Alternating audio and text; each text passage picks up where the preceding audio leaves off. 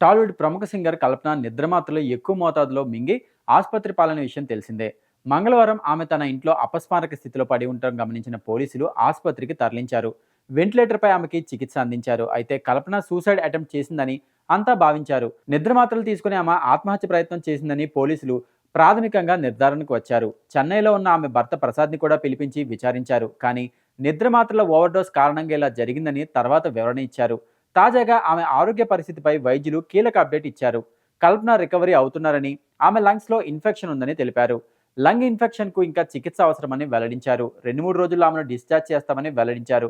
ప్రస్తుతం ఆక్సిజన్ కూడా తీసేసినట్లు తెలిపారు. కల్పన నార్మల్గానే శ్వాస తీసుకుంటున్నారని, నిన్నటిదాకా లిక్విడ్ ఫుడ్ అందించాం, ఇప్పుడు నార్మల్ ఫుడ్ తీసుకుంటున్నారని వివరించారు.